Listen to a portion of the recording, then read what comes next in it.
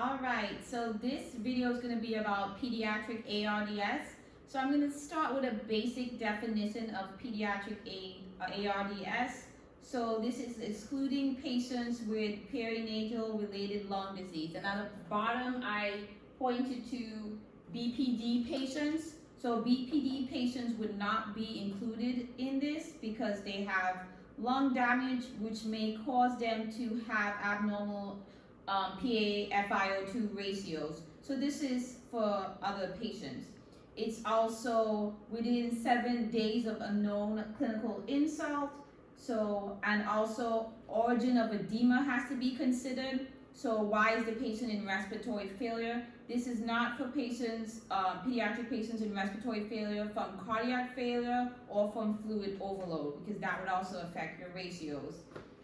So once you have ruled out those things, if in your ABG, when you do your PaO2 FiO2 ratio calculation, if it is less than 300, that would be considered acute lung injury or mild ARDS. If your PaO2 ratio is less than 200, that's moderate ARDS. If your PaO2 ratio is less than or equal to 150, that's severe. Most of the time when we are actually considering strategies for ARDS, it's usually at least in the 200 range. It's usually when I feel a lot of times it's starting to be treated with aggressive ventilation strategies and other strategies. So the next thing I'm going to talk about is what do we do for ARDS in pediatrics when we have observed a PaFiO2 ratio of basically less than 200 or 150 or less than that, and you also observe infiltrates consistent with pulmonary parenchymal lung disease on your chest x-ray.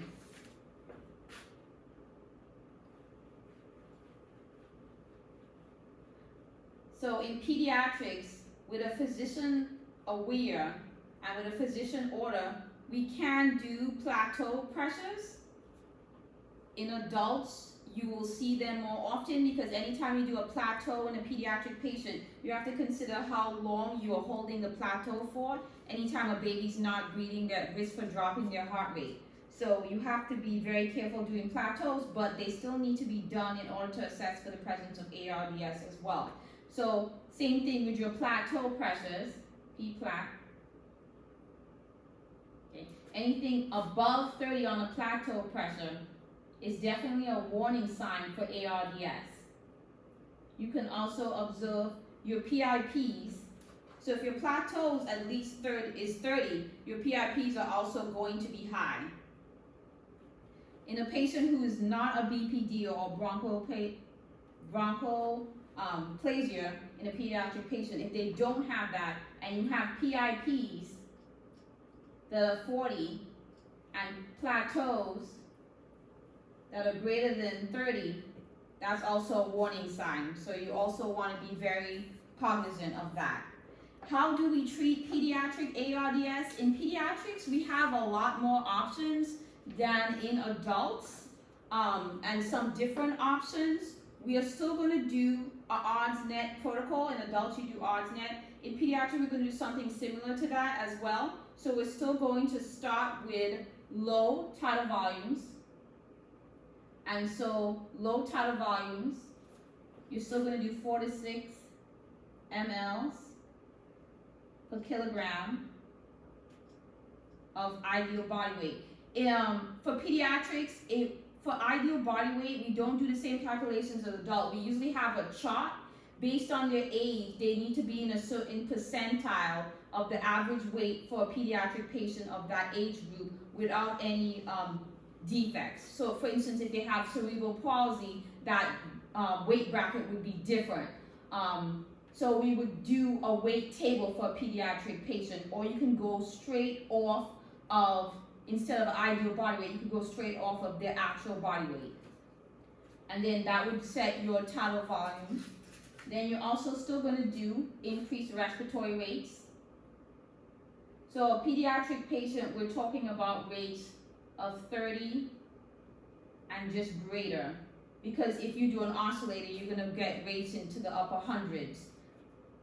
Then the next thing we're going to do is high peeps. So high peeps in patient, I'm talking about peeps of greater than 12. So 12, 15, 20. High peeps are going to help pop open your lungs and help with ARDS. Whenever you pop open the lungs, you're going to keep those alveoli expanded, and you're also going to create pressure within the lungs that can push out some fluid, which is usually one of the problems with ARDS. You have fluids in the lungs, you have the capillaries surrounding the alveoli, you have that leaking into the lungs. So that extra PEEP not only helps expand your alveoli, but helps give some back pressure for all that fluid leaking from the capillaries. Another treatment we have for pediatric patients is we have something called INO, or nitric oxide. So our starting dose for nitric oxide is usually something like 20 parts per million. This is a standard dose of nitric oxide for it to be therapeutic. You can go down to 5, but if we're actually treating ARDS, we want to start at that therapeutic dosage. You can go higher than that, but studies have shown that if you don't see a change in your saturations on 20 parts per million, you're probably not going to see a change if you go up to 40, although a physician can order higher dosage. Nitric oxide, what nitric oxide does is nitric oxide is a vasodilator. So it's going to open up your pulmonary artery, it's going to allow for more blood flow, and it's going to help increase your SATs. The other option that we have for patients that have ARDS is we have steroid therapy. So I'm not talking about inhaled steroids, I'm talking about IV corticosteroids. So IV corticosteroids is our next line of defense. Why are we giving these patients steroids for ARDS? It brings down the inflammation. So part of what ARDS is, it's inflammation within the lungs as well as the capillaries leaking into the lungs. You're getting proteins inside of the lungs, and you're getting the development of fibrosis in the lungs. So the steroids bring down some of that inflammation. When your body is putting out inflammation markers, corticosteroids help to reduce that. They also have a side effect though, you have to be aware of that. Corticosteroids increase your glucose, and this is also important whether it's in, I'll just put blood sugar here. This is important whether it's in a pediatric patient or an adult, so that is really important. Blood sugar of the patient, so that's something to be aware of. And a lot of times if you're getting IV steroids, it's unnecessary to do large doses of inhaled steroids as well. You would just want to just give IV. The next thing that we can do for patients is we can also put them, because it's a pediatric patient and oscillators have been shown, oscillators or jet ventilation has been shown to have a positive effect.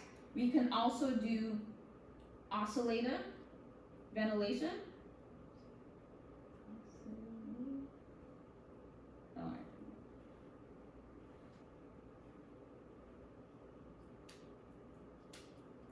Oscillator, when you have your oscillator, be aware that you're going to be working with your mean arterial pressure. Okay, so that's going to be +5 starting above your starting.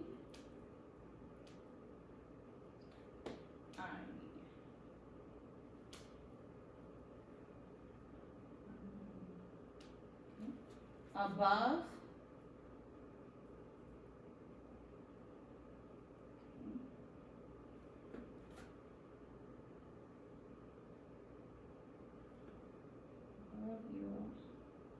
it's going to be +5 starting above your plateau pressure, P flat.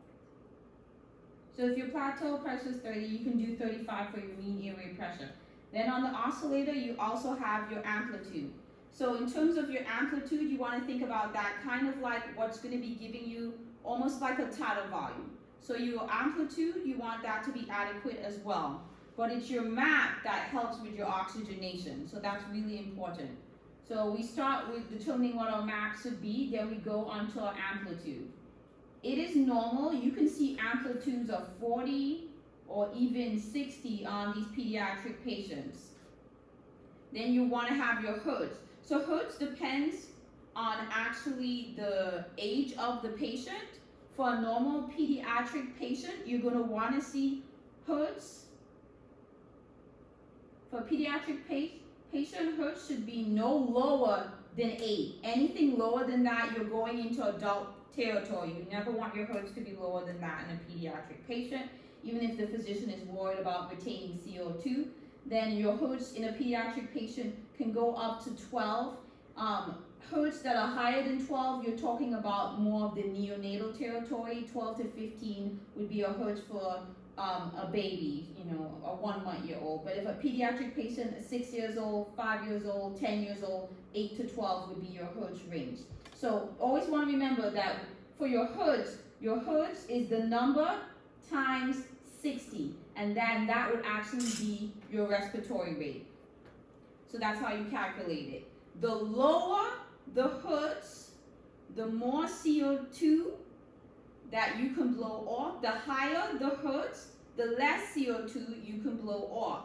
However, the Hertz still needs to be set appropriately. I know sometimes physicians want to start with a low Hertz because they're worried about CO2, but you can also induce a mild cough leak to blow off CO2. It's still better to set an appropriate Hertz for that pediatric patient because studies have shown that it's more beneficial. So you don't want to put an adult Hertz on a pediatric patient just because you're worried about CO2. It would be better to recommend a mild cough leak. Then the next thing we can do for pediatric patients is something called prone positioning. So what is prone positioning? Prone positioning is the medical terminology for placing a patient on your stomach. Why is that better? So prone positioning relieves some of the pressure of having everything in the abdomen pushed up on the diaphragm and pushed up on the patient's lungs. So you're relieving that by placing the patient prone. Prone positioning has been shown not to really decrease mortality, but definitely to increase oxygenation. So it's a wonderful way of helping increase your oxygen in a patient, especially if you're on very high PEEPs already and high oxygen and you still can't get your oxygen up. In pediatric patients, even if they're in ARDS, we want to be aware with our FiO2s, we still don't want it to be 100. Anytime your FiO2 is 100, you are putting that pediatric patient, if they're very young, if they're neonatal actually, you're putting them at risk for retinopathy. If they're a pediatric patient, as well as an adult patient, you're putting them at risk for atelectasis. Too much oxygen washes out your nitrogen, and then nitrogen is what helps your alveoli stay open. That would cause lung collapse if you're on too much of a high FiO2, so we never want to just stay at 100, even if our patient's in ARDS. We always want to reduce to the lowest FiO2 to maintain a minimum SAT. In ARDS, so that we can stay at those lower levels of FiO2 so that we don't actually make the disease process worse by causing atelectasis with high levels of FiO2. We, for that reason, accept lower SATs. So in pediatric patients, you're going to accept SATs 88 to 92. It's okay for your patient to be SATing less. The point of the matter is you don't want to be on 100% oxygen, and the body can still maintain ideal function at an 88 to 92 SAT. Another option that we have in the treatment of ARDS that has shown positive outcomes and actually improved survival rates for pediatric patients with ARDS is neuromuscular blockers. So neuromuscular blockers, that's going to be your paralytics, your SOCs, neuromuscular blockers. So that's going to be your paralytics. Paralytics have shown to improve outcomes. It helps you with your SATs, especially if you have a patient that's fighting the ventilator. fighting the ventilator will not allow them to get the ideal tire volume. So sometimes you need to paralyze these patients. One thing to be aware as a therapist, though, when you give a patient neuromuscular blockers, they're no longer using their diaphragm, so they're very dependent on the ventilator's rate. And then in addition to that, this patient is not assisting in the mobilization of their secretions. So it's very important to suction. You want to suction these patients frequently. Suction patients. And in pediatric patients, although this is not in the literature, in my clinical experience, I have witnessed increased amount of secretions. And then you're also a little bit more likely to have plugs in your ET tube. So you have to be aware of that, increased secretions. And your patient can also plug off. So it's very important to suction these patients regularly and keep an eye on the consistency of their secretions. You might need to order mucolytics to make sure that these secretions don't get too thick for you to be able to suction it, because that would defeat the point of everything you're doing to treat ARDS. So that's something to be aware of. Even though paralytics help you, they can cause another problem with your secretions. You just have to stay very vigilant with that. Okay, and then so the final thing is ECMO, extracorporeal membrane oxygenation, which basically bypasses the lungs. If you do, there's two types of ECMO, VV, so venous to venous ECMO, and AV, arterial to venous. VV ECMO is pretty much, it should be sufficient for ARDS. You can do AV, but there is, there's more risk with AV ECMO. A lot of times they'll do venous to venous ECMO because there is less risk. You have to think anytime you're in the artery, you have risk for bleeding. With ECMO, there's always a risk also for bleeding within the patient's brain. Any patient on ECMO has to be on increased doses of heparin. So with these patients, you may have to go to CT with them because they have increased risk of bleeding out of the brain. However, ECMO definitely helps with oxygenation. You would still be on a ventilator even though you have ECMO though. Why, you may ask, is because something needs to keep the lungs open, and you always have to keep that patient ready for possible extubation. If you're on ECMO and you have no ventilator attached, then that patient's lungs is going to be completely collapsed and you will not ever be ready for extubation. So even though someone's on ECMO, they are on what we call minimal ventilator settings. And so what are minimal ventilator settings? Well, it's still like ARDS protocol. The only difference is you're on the same tidal volume of 4 to 6 mLs per kilogram, but your rates will be much lower. We're talking about respiratory rates of 8 and 10 because your ECMO is helping with your oxygenation and your gas exchange. And we're talking about also lower PEEPs. You only need a PEEP of 5.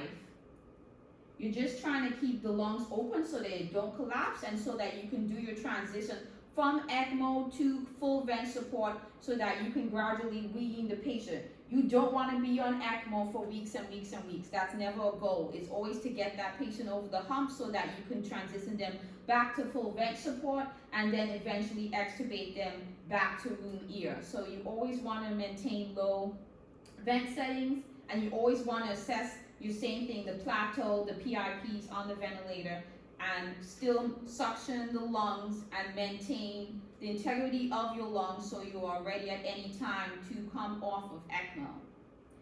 So those are awesome options for pediatric support with ARDS. A lot of these options are very similar with adults. Your main differences is that you have options like the oscillator. Your respiratory rates are going to be higher than even in adult patients. For pediatric patients with ARDS, your respiratory rate is going to be a lot higher. Again, this is not in the clinical literature, but in my own clinical experience, I have observed mucus plugging and just increased mucus production. Plugging. So be on top of mucus clearance. And that's the main difference in ARDS with your pediatric population. Just the ventilator settings, your rates, and just to be aware of mucus clearance. Alright, and so thank you for watching this video. I hope it improves your clinical understanding of pediatric ARDS.